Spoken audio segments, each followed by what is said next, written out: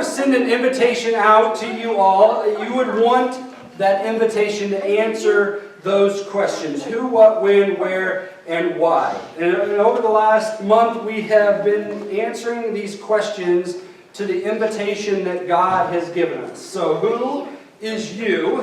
What are you are called to live on mission? When is now?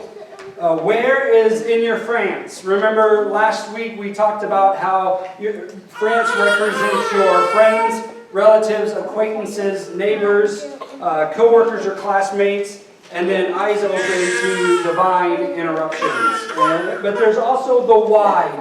And today we're going to be asking this question: why am I on mission?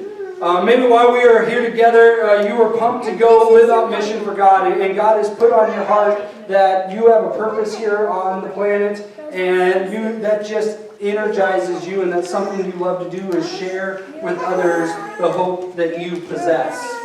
And maybe you are like most of us, a little bit like me, that the craziness of life, you kind of doubt that, oh, well, I know God's on mission, but that seems a little... that's for those super Christians that are over there. But life can get crazy, and can't I just be a normal soccer mom instead of a mom on mission? Do I really have to see my school as a mission field? Can't I just attend like everyone else does? Or my job is hard enough. Do you know that coworker I have to put up with? Or do I really have to try to share a spiritual conversation with them? Weird. But before we dive into today's message, let me share an illustration with you on what this whole Christian thing is about. And I read this week and I thought it was fun. I had to share it with you. And as we're trying to figure out what life is supposed to be like as a Christian, Jesus calls us to live in a chicken pot pie relationship, not a TV dinner relationship. In a TV dinner, the food comes in all of its own compartments. And you can devour the meatloaf, but completely avoid the green beans. And in the same way, we can easily break our lives naturally into just other parts. You can have a compartment titled family. You can have one titled work. You can have one titled friends. You can have one titled spiritual beliefs. And in this image, you can have strong spiritual beliefs that come out on Sunday, but they don't really mix with any of the other parts. Like, you're not supposed to eat, the meatloaf with the brownie. Like, man, that spiritual life compartment is really not supposed to mix with that work compartment. But the only problem is that Jesus isn't interested in just your spiritual life. He's interested in your whole life. And instead, we should be living a life, have a relationship like a chicken pot pie. You see, in a chicken pot pie, all the food is mixed together. There's no picking and choosing. The chicken, the peas, the carrots, the gravy, they're in every bite. Whether you like it or not, you're getting your peas when you eat a chicken pot pie. Like, there's no way around it, unless you're really dedicated to the matter. But you see, the same is true with our walk with God. He wants our relationship with Him to touch every part of our life, and for us to get rid of the TV dinner compartments and instead have a chicken pot pie where Jesus, as my wife affectionately, when I was telling her this, Jesus is the gravy. It touches every part. And so today's passage, we're going to see that the time for Jesus' earthly ministry is rapidly drawing to a close, and Jesus and His disciples are getting ready to share one more Passover meal. It's this last meal that Jesus is going to share with His disciples. But before they did, Jesus knew that He had come to the end of His 3.5 years of ministry, and it was time to pass the mantle on to His disciples. And we're going to read in John chapter 13, starting in verse 1. And this is how Jesus passes on the mantle to His disciples. Starting in verse 1, going all the way down to verse 17. It says, "It was just before the Passover festival, and Jesus knew that the hour had come for Him to leave this world and go to the Father. Having loved His own who were in the world, He loved them to the end. The evening meal was in progress, and the devil had already prompted Judas, the son of Simon Iscariot, to betray Jesus. And Jesus knew that the Father had put all things under his power, and that he had come from God and was returning to God. So he got up from the meal, took off his outer clothing, and wrapped a towel around his waist. After that, he poured water into a basin and began to wash his disciples' feet, drying them with the towel that was wrapped around him. He came to Simon Peter, who said to him, "Lord, are you going to wash my feet?" Jesus replied, "You do not realize now what I am doing, but later you will understand." "No," said Peter, "you shall never wash my feet." And Jesus answered, Unless I wash you, you have no part with me." Then Lord, Simon Peter replied, "Not just my feet, but my hands and my head as well." And Jesus answered, "Those who have had a bath need only to wash their feet. Their whole body is clean, and you are clean, though not every one of you." For he knew who was going to betray him. And that is why he said, "Not everyone that was clean." When he had finished washing their feet, he put on his clothes and returned to his place. "Do you understand what I have done for you?" he asked them. "You call me teacher and Lord, and rightfully so, for that is what I am. Now that I, your Lord and teacher, have washed your feet, go and wash your feet. You also should go wash one another's feet. I have set you an example, for you should do as I have done for you. For very truly I tell you, no servant is greater than his master, nor is a messenger greater than the one who sent him. Now that you know these things, you will be blessed if you do them." So the most frequent response that we see the disciples give Jesus is just kind of this utter amazement. It's kind of the lack of words here that is just, how many of you, I really wanted to get a basin of water and watch you guys' face when I said, I need a volunteer. Washing someone's feet is not a fun task to do. And most of us, I don't know about you, maybe you don't want your feet touched by anybody but yourself.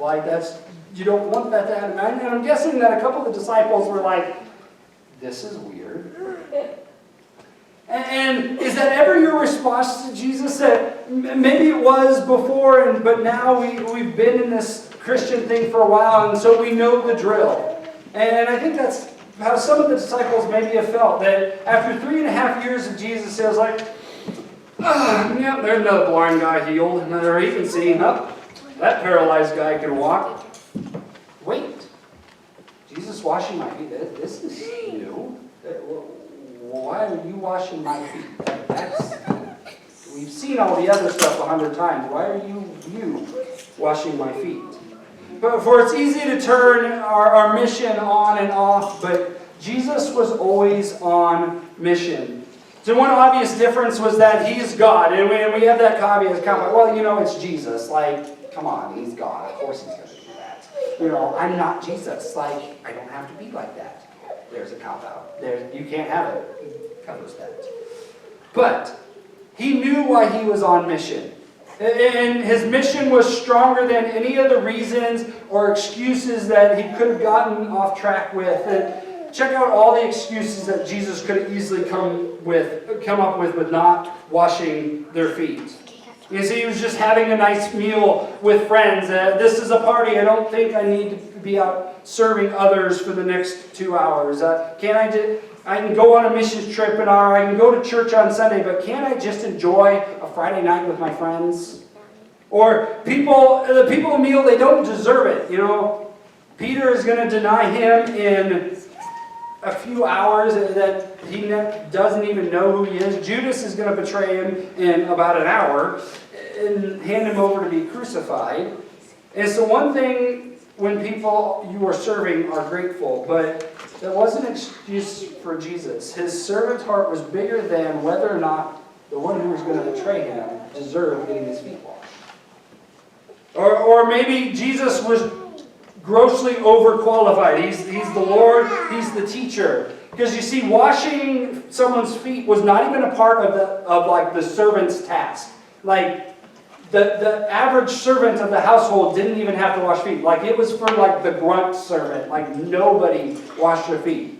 And all of a sudden, Jesus, who's the rabbi, several cliques of rank above, is down on his hands and knees washing his disciples' feet. He's grossly overqualified. This is way beneath him. And yet Jesus says, I will serve you anyway. Or maybe, he was making no impact by washing their feet, because quite frankly, after they wash their feet, they're going outside. They're going to walk down the dirty road again in open-toed sandals. What happens to feet in open-toed sandals walking down the road? They're going to get dirty. Why wash something that's going to get dirty in 30 minutes? It's like the story of a mother washing laundry. What's the point?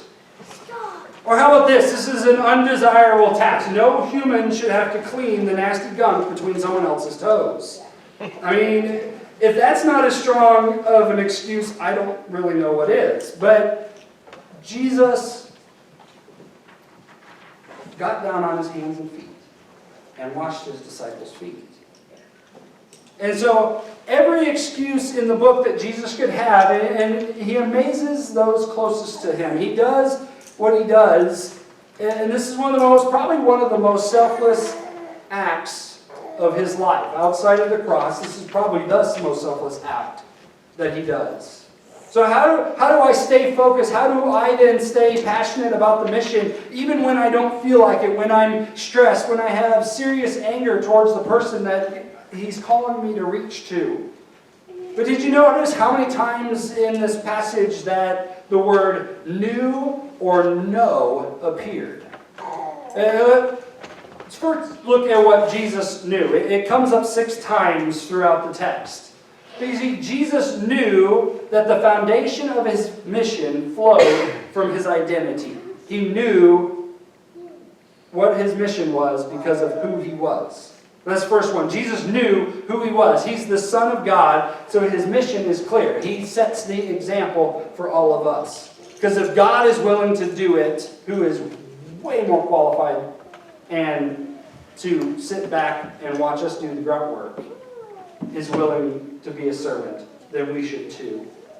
And Jesus also knew whose he was. You see, he was the Father's. There's nothing to fear when you have a father to back you up. Have you ever seen the kid that gets in the fight and his dad walks up? There's 2 things that happen. First, there's fear because he's afraid he's about to get beat by his dad.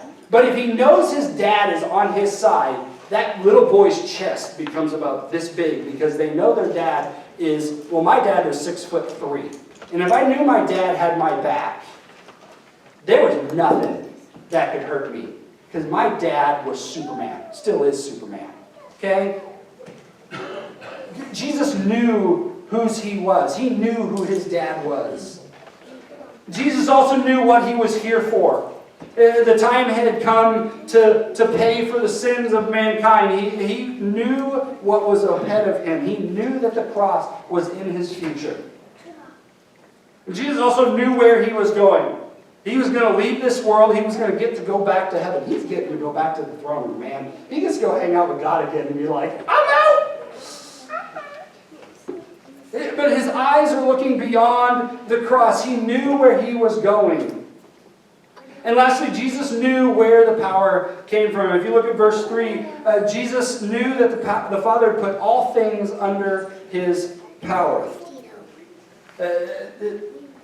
He had come from God, he was returning to God, and he had legions of angels he could call upon if he needed. He didn't, but he could have. He had that kind of power. So as followers of Jesus, these are all true for us as well. I think that our identity is wrapped up in God. He is infinitely bigger than any circumstance that surrounds us. Jesus' identity was secure, but that doesn't really answer, I think, the question of why that led him to wash the disciples' feet. You see, my identity is in Christ, but that's never really inspired me. That's why there's not a basin of water here to wash any of you guys' feet. So why then did Jesus go on mission? Why then serve others? Well, we find the answer back in verse 6, chapter 13, starting in verse 6, going through verse 15. He came to Simon Peter, who said to him, Lord, are you going to wash my feet? And Jesus replied, You do not realize now what I am doing, but later you will understand. "No," said Peter, "you shall never wash my feet." Jesus answered, "Unless I wash you, you have no part with me." Then the Lord, Simon Peter replied, "Not just my feet, but my hands and my head as well." Jesus answered, "Those who have had a bath need only to wash their feet, but the whole body is clean. And you are clean, though not every one of you." For he knew who was going to betray him, and this is why he said not everyone was clean.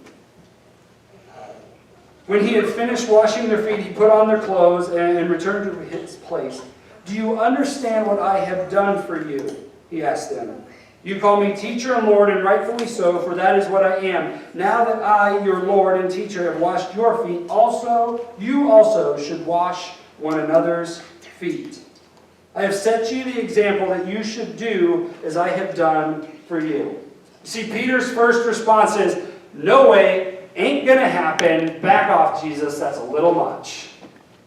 But Jesus comes back with just as strong as a response. It's like, "If you don't let me do this, you have nothing to do with me."